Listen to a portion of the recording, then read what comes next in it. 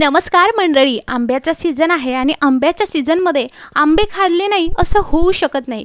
पण हे आंबे जर आपल्याला वर्षानुवर्ष जर भेटले तर किती भारी होईल ना. मग हा व्हिडिओ फक्त आणि फक्त तुमच्यासाठी. तर उशीर कसला करताय, पूर्ण व्हिडिओ बघा. चला व्हिडिओला सुरुवात करू. Our hearts beat to the city streets. We began. जेव्हा उन्हाळा असतो तेव्हा आंब्याचा रस किंवा आंब्याचे वेगवेगळे अशा रेसिपीज केल्या जातात आणि त्या थ्रू आपण आंब्याचं सेवन करत असतो.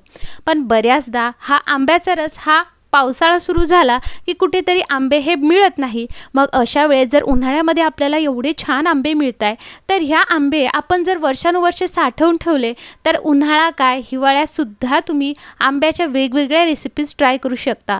शेक असेल, आईस्क्रीम असेल, रस असेल, अशा भरपूर साऱ्या आंब्याच्या रेसिपी तुम्ही अगदी घरी ट्राय करू शकता.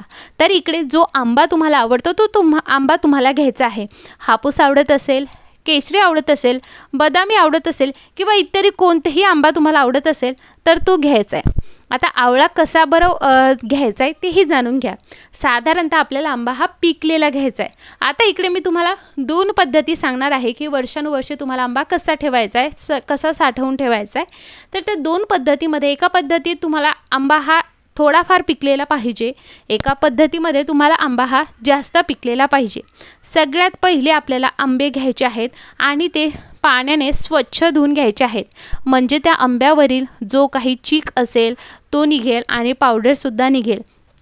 बऱ्याचदा आपण आमरस करण्यासाठी घेतो तर आंबा हा आपण 30 मिनिटे ते 1 तास हा पाण्यात बुडवून ठेवतो. तसं आपल्याला इकडे काहीच करायचं नाही. स्वच्छ आंबा धुवून घ्यायचा, त्याचा चीक वगैरे व्यवस्थित काढून घ्यायचा आणि नंतर तुम्हाला तो सुती कपड्यावर ठेवायचा. त्यानंतर तुम्हाला व्यवस्थितरित्या पुसून घ्यायचा. आता आपण हा आंबा ना वर्षानुवर्षे साठवतोय त्यामुळे त्यामध्ये बिलकुल पाण्याचा अंशसुद्धा नसला पाहिजे. म्हणजे जेव्हाही तुम्ही ही प्रिपरेशन करत आहात आंब्याची तेव्हा तुमचे हात ही व्यवस्थित स्वच्छ आणि कोरडे असले पाहिजे. त्याचबरोबर जेही भांडे तुम्ही यासाठी वापरणार आहात त्यामध्ये बिलकुल पाणी नसलं पाहिजे. दुसरी गोष्ट म्हणजे आंब्यावरती सुद्धा पाणी नसलं पाहिजे. त्यामुळे सुकवून घेतल्यानंतर आंबे आपल्याला म्हणजे आपण धुवून घेतले ना की 15 मिनटं ते 20 मिनटं तसेच ठेवा म्हणजे आंब्याचं पूर्ण पाणी सुकेल. त्यानंतर जेही भांडं घेतोय ते स्वच्छ धुवून आणि वाळवून घेऊ शकता. आता सगळ्यात पहिली प्रोसेस म्हणजे पहिला उपाय सांगते कशा पद्धतीने तुम्ही साठवू शकता. आता पिकलेला आंबा असेल तर त्याचं साल हे व्यवस्थितरित्या निघतं. पण जर तुमचा जास्त पिकलेला नसेल आणि सालाला रस असेल काहीच हरकत नाही, फेकून द्यायचं नाही आहे. त्याचासुद्धा मी तुम्हाला वापर सांगणार आहे.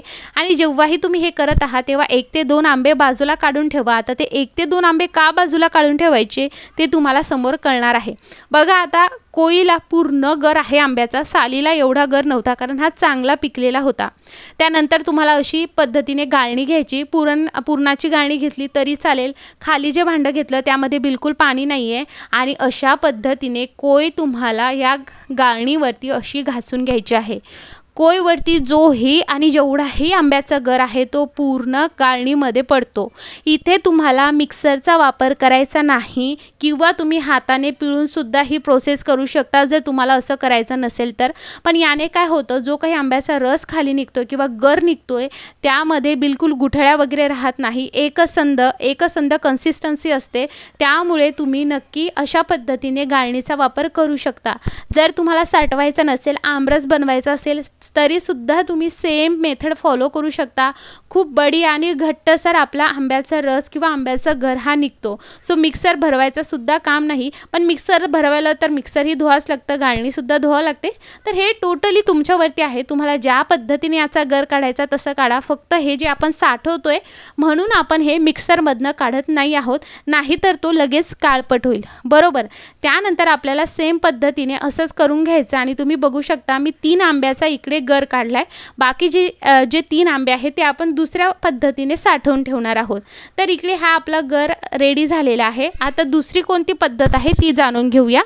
दुसऱ्या पद्धतीमध्ये तुम्हाला थोडेसे आंबे जे आहे ते कमी पिकलेले असेल ना तरीही चालेल. फक्त आंबा हा गोडसर घ्या, म्हणजे ज्याही तुम्ही बाकीचं काही रेसिपी करणार आहात त्यासुद्धा जास्त आंबट होणार नाही. आता तुम्हाला अशा पद्धतीने आंबा जो आहे तो कापून घ्यायचा आहे. अगदी काठोकाठ जो आहे पूर्ण गर निघला पाहिजे तसं कापून घ्यायचं आहे. आणि अशा पद्धतीने तुम्हाला क्यूब करून आंब्याचा जो आहे तो गर काढून घ्यायचा क्यूब फॉर्ममध्ये. पण जर तुम्हाला क्यूब फॉर्ममध्ये नसेल काढायचा किंवा ओव्हरऑल असंच काढायचं असेल तर तुम्ही डायरेक्टली अशा चमच्याचा वापर करून डायरेक्ट मी तुम्हाला समोर सांगते कशा पद्धतीने काढू शकता. बघा, डायरेक्ट असा चमचासुद्धा तुम्ही घुसवू शकता.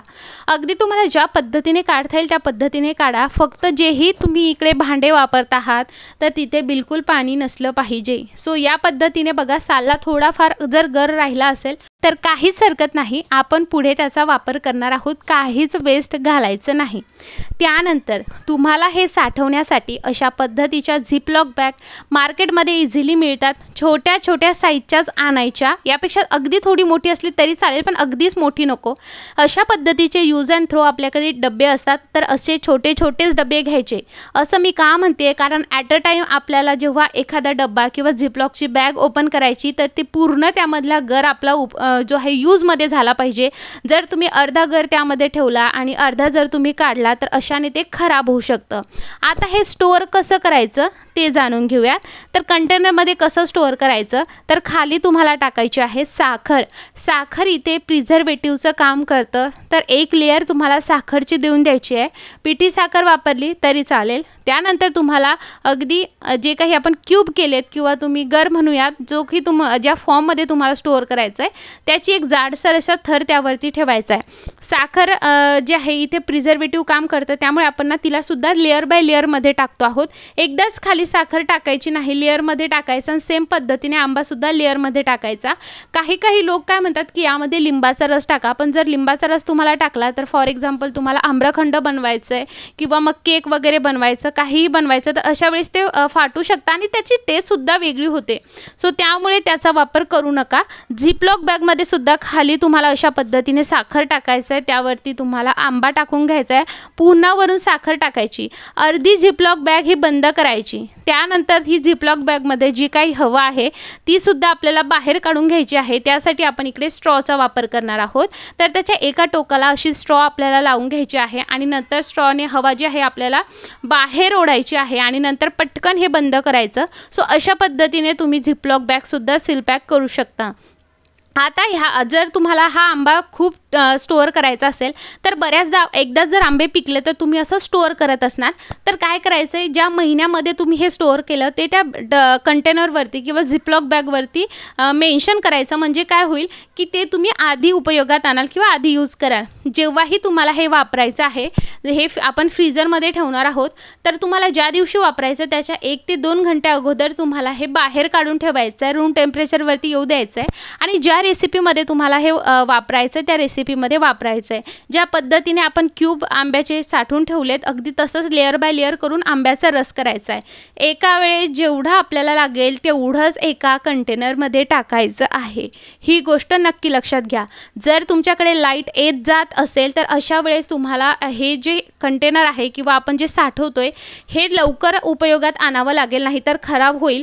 आणि फ्रीज असं बंद करून नाही ठेवायचं, 24 तास फ्रीज हे चालू राहिलं पाहिजे. जर लाईट खूप जात असेल स्पेशली पावसाळ्यात तर मग हे लवकर वापरून टाकायचं. त्यानंतर अशा पद्धतीने फ्रीजरमध्ये साठवून ठेवायचं आहे. जेव्हा वापरायचं तेव्हा बाहेर काढायचं, रूम टेम्परेचरवरती येऊ द्यायचं आणि कोणत्याही रेसिपीमध्ये तुम्ही वापर करू शकता. पावसाळा, हिवाळा आणि उन्हाळ्यात तर आपल्याला मिळतात. सगळ्या ऋतूमध्ये सगळ्या सीझनमध्ये आपण अशा पद्धतीने आंब्याचा स्वाद नक्की घेऊ शकतो. आता मी जसं म्हटलं होतं की आपण साल, कोय, त्याला थोडाफार गर आहे त्याचा वापर कसा करायचा आणि 2 आंबे बाजूला ठेवा ते यासाठी सांगितलं होतं की अशा पद्धतीने तुम्हाला एका बाउलमध्ये ते घ्यायचं आहे. आता इथे पाण्याचा वापर आपल्याला करायचा आहे, त्यामुळे पाणी असलं तर काहीच हरकत नाही. पाणी टाकून याचा जो काही एक्स्ट्राचा गर आहे तो पूर्ण काढून घ्यायचा, 2 आंब्याचा सुद्धा रस काढायचा आणि आजच्या दिवशी आंब्याचा बेत करायचा. सो अशा पद्धतीने आपलं काहीच वेस्ट गेलं नाही. सो तुम्ही अशा पद्धतीने भरपूर आंब्याचा गर किंवा भरपूर आंब्याचे क्यूब असे साठवून ठेवू शकतात. झिपलॉक बॅगमध्ये ठेवलं तर खूप सारं मावतं आणि एकावेळी एकच वापरायचं आहे. सो मंडळी, अशा पद्धतीने तुम्ही आंब्याचा गर अशा पद्धतीने साठवा. प्रिझर्वेटिव्ह पण आपण टाकलेले नाही आहेत. वर्ष 2 वर्ष काहीच होत नाही. इकडे माझा रससुद्धा बनलेला आहे. अजून तर यामध्ये मला अजून 2 आंबे ॲड करायचे आहेत. फक्त ते साल आणि कोईपासून तुम्ही बघू शकता. सो मंडळी, काहीच वाया गेलं नाही. हा व्हिडिओ तुम्ही सगळ्यांपर्यंत पोहोचवा. सगळे असेच आंबा साठवून ठेवतील आणि सगळ्यांचा उपयोगात हा आंबा सगळ्या सीझनमध्ये येईल. सो मंडळी, उशीर कसला करताय? असेच नवनवीन व्हिडिओ बघण्यासाठी आपल्या चॅनलला नक्की सबस्क्राईब करा आणि हो, व्हिडिओ आवडला असेल तर लाईक नक्की करा. चला मग येते, भेटूयात उद्या म्हणजेच पुढच्या व्हिडिओमध्ये.